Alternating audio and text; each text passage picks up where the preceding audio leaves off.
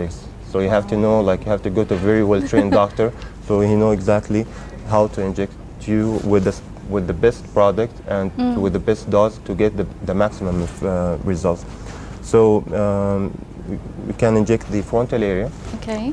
We can inject the periocular area. Okay. And there's a popular procedure now of eyebrow lifting. Eyebrow lifting, yes.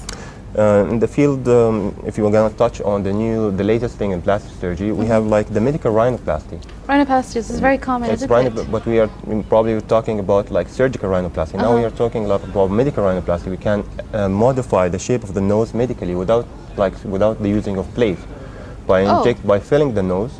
Really? Yeah, and like changing the the projection and the rotation of the tip, the tip by using the buttocks again. Amazing. So this is like if you have like a well-trained physician surgeon, so he will be familiar with the anatomy of the face and all the muscles of the face and the nose, for example. So you will know exactly which muscle to inject in. And it will change the rotation and the projection, for example, of the tip without the need for an open procedure or an open rhinoplasty, for example. We can inject around the mouth to eat the wrinkles around the mouth, and then to augment this with fillers. So usually for thinning lips, I believe. Yeah. Okay. And then you see those big wrinkles here, or bigger, like it calls like platysmal bands. Okay. That's usually start after 50. So we have to inject it with a special amount of buttocks in special areas, so to avoid complication like dysphonia or dysphagia, for example. And then we have like a type of lifting. It's called Nefertiti lift. I'm not sure if you have heard about it. Nefertiti, I've heard about it. Yeah, so it's mainly like we can inject around the mid-lower part of the face to get like lifting without the need of surgery. So this happens when you're 50? More or less, yeah. Okay, so we're safe for the time being. Oh, yes, we're safe for the time being. Now, of course, a very important question I'd like to ask you, Doctor, is that what type of plastic surgery do you have or do you see here in the Arab world more often? The most common procedures are like liposuction and body contouring surgery, whether it's abdominoplasty or the treatment of massive weight loss, the consequences after massive weight losses that include brachioplasty, body lift procedures. Okay. Now the fillers as well. Fillers like is worldwide, not only in the Arabic world. Amazing. Like being a Saudi, and so I'm quite familiar with the Saudi patients. That they are the first thing they ask me. Yeah, would always say. So fillers and buttocks are the most popular. Interesting. Other facial rejuvenation surgery like rhinoplasty, facelift, whether surgical or non-surgical. Now we are able to lift the face with threads. Without the need. With threads, yes. Yeah, I've seen it. I've seen that before. The latest innovation, like I recently returned from a trip in Monte Carlo, where I shared like a session about like the use of stem cells. Stem cells, in the face and in the breast, where you can. And we started this technology here recently in our centers in Riyadh. And this will give like the best rejuvenation of the face, where you would be able to, for example, using stem cells from your own body. Yes. And to re-inject it in the face, and probably you can have a combination between stem cells and fat. And the problem, because like if you would ask about the fat, because the fat is the best natural filler. Fillers, of course. But the problem that you have a higher resorption rate compared to like if you over time. Like in the first 6 months, you have like around 30 to 50% of the fat being resolved. Like I did a French study about analyzing 200 different articles that was studying like the rate of resorption of fat. So the problem with the fat is like the resorption of the fat. But if you combine it with like latest rich plasma that promotes stem cell proliferation, that will lead to like a longer duration of fat survival in the body. So that's it's actually present here in Saudi Arabia, and we are very proud that to offer this kind of treatment to our Saudi and expatriate. Wonderful, wonderful. So, Doctor, once more, can you tell us about the harms of the plastic surgery in general, like different kind of harms of plastic surgery? Once again, thank you very much for this question. It's very important, like to understand, like the complications before heading to surgery. Of course. And the most common complication are the complication related to the most common procedures, which are fillers. Fillers, okay. So now we're using like mainly like resorbable materials. As I mentioned before, it's hyaluronic acid. Hyaluronic acid is actually the material that's between the cells. It's the connective tissue. It's connective not, tissues, not, okay, yeah. So it's actually a natural component. Okay. And it's based on on the chemical composition on NASHA, which is non-animal stabilized hyaluronic acid. So it has there's no allergic reaction if you're gonna inject it in the. But the problem comes from like using non-resorbable materials. Like yesterday, I saw like 4 patients being injected with non-resorbable materials. They have very bad complication.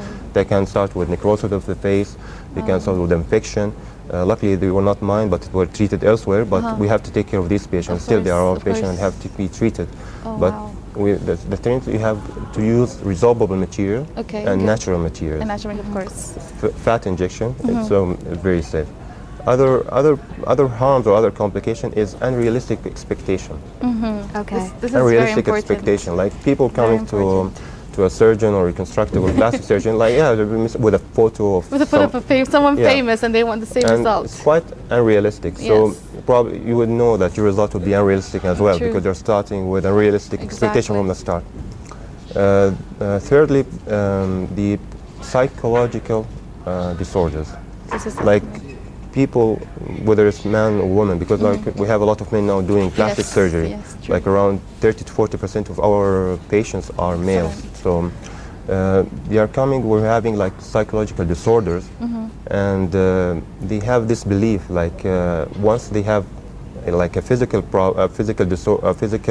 defect being treated, so their psychological problem as well is gonna be improved. As well, exactly. Now, But they would be surprised after the operation, even if the even if the result is perfect, that nothing has changed. Wow. So they will come back and they will start like complaining. Nothing has changed. This is not. Although that you have like a perfect result on the all the standards and from all the but they are not satisfied. So that depends on like the patient itself. I mean, you have to be realistic. You have, if there's any psychological disorder, they have to be treated first. That's before. That's important. Other complications related to plastic surgery is probably related to other operations. Probably it's infection or lower or small amount of bleeding. But in the field of plastic surgery, it's probably less than 0.5% of all the operations. So there's if it's done well, so probably nothing. That's interesting. And of course, Dr. Muhammad, so we're running out of time. 2 important questions I want to ask you. First important question would be, can you give us a brief idea about the latest technology being used in the medical field for plastic surgery? And my second question, sir, could you give us some advice or some tips for our viewers who are planning to undergo plastic surgery? What are the things they need to know, and what are the things that they should be aware of?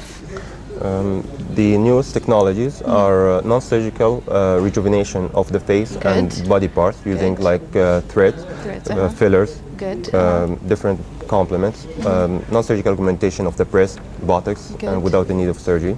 The medical rhinoplasty is then probably state-of-the-art subspecialty now in the treatment of facial rejuvenation. This is probably the newest thing regarding the surgical aspect. The use of tissue engineering and stem cell transplantation. As we started this recently in Saudi Arabia and Riyadh, and it's very the results are very satisfying for the patient, because you're having something from their own and being so nothing. It's natural. It's very natural. No reactions to that. And the second question regarding like the tips and the advice. First, you have to be realistic.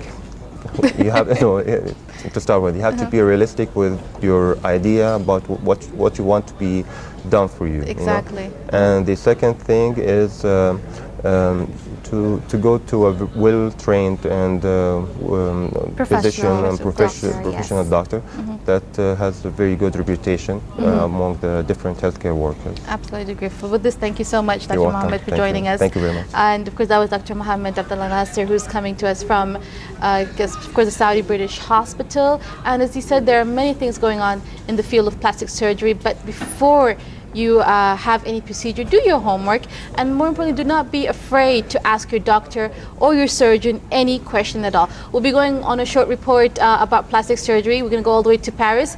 Do stay tuned. We'll be coming back here in the studio, joined with yet another special guest.